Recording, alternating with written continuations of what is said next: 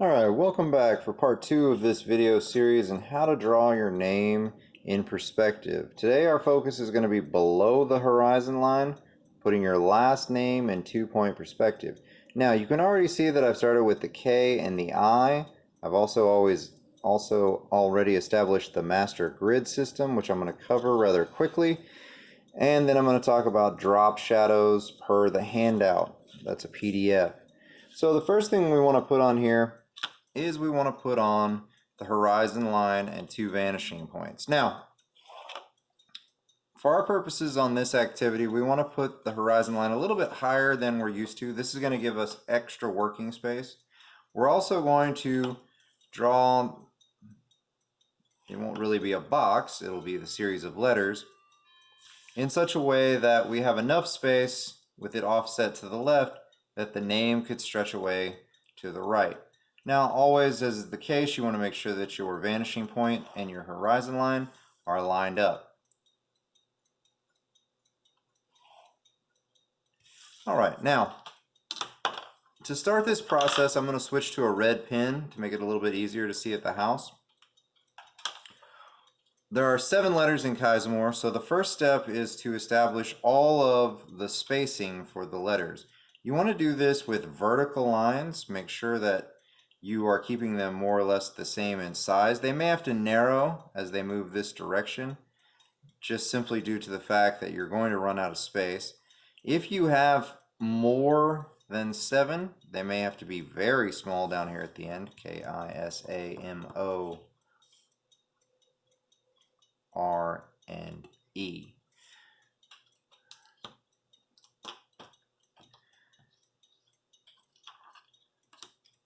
When you draw the master grid system, you want to make sure that you begin by putting X's across the face of each letter.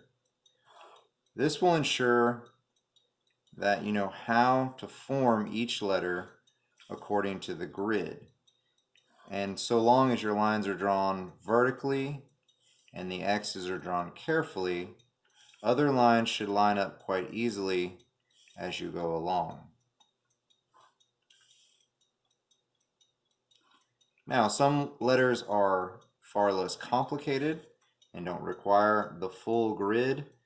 Some letters are more complicated and will require additional divisions within the grid. Now, if drawn correctly, I should be able to draw one line which passes through the center of all of my X's, headed back to the vanishing point. Then I'll need to add vertical lines which pass down through the center of the X's.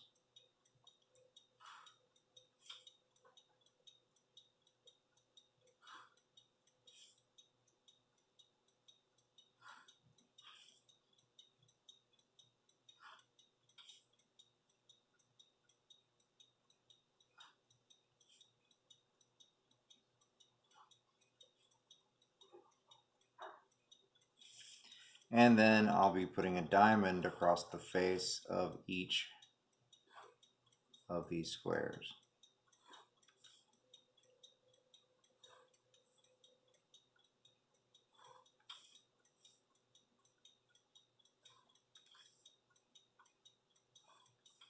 It does take some time to set up the grid, so take your time, don't get frustrated.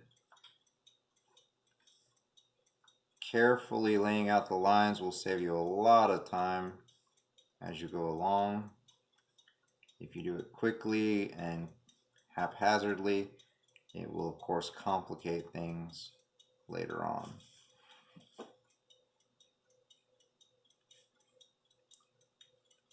A mechanical pencil is very helpful when you're doing this because it's going to produce a much thinner line, especially if you use 0.5 lead. Of course, if you're using 0.9, that lead's pretty large. It's not going to be as much of a space saving for you.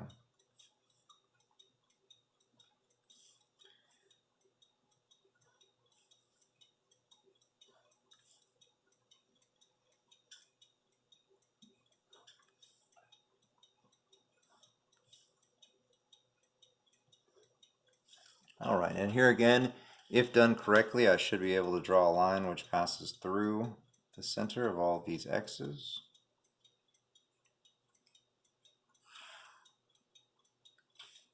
And again down here at the bottom.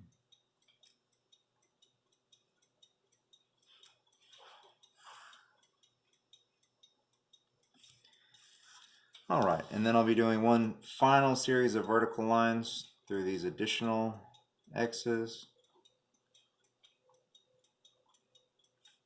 Again, this is where a clear ruler is certainly an advantage. It's not a necessity, but it is advantageous.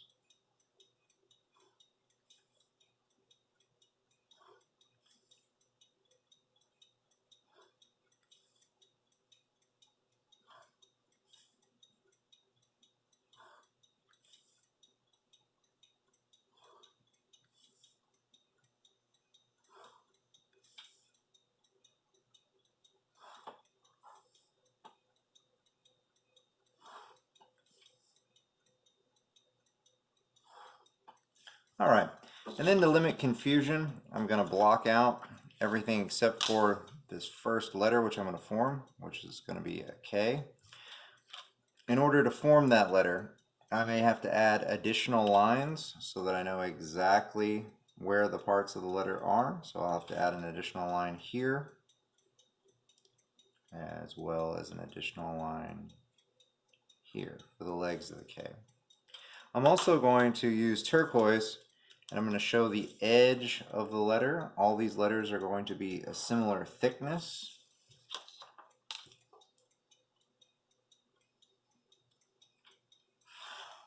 Determined by the turquoise line.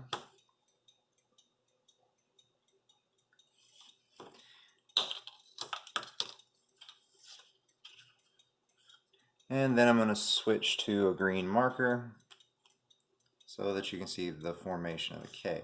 Some of you may already be able to see it, and that's fine, but I want it to stand out from the grid system. Please don't erase your grid system. When I go to grade these, it's very helpful if I can see all of your work. It's much like in math when the teacher asks you to show all of your work. Well, when we're doing perspective like this, especially with this master grid system, it's very helpful for me to see that you know how to draw the grid, that you know how to form the letters.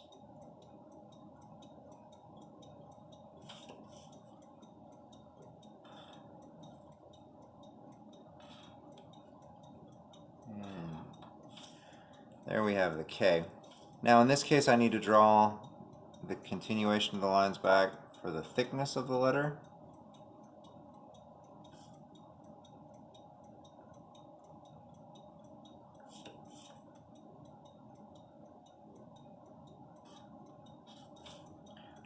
As well as where the drop shadow will be. And I'm going to go ahead and I'm going to shade in with my green marker the drop shadow. The drop shadow can be seen on the PDF handout where it shows the entire alphabet in 2-point perspective. Again,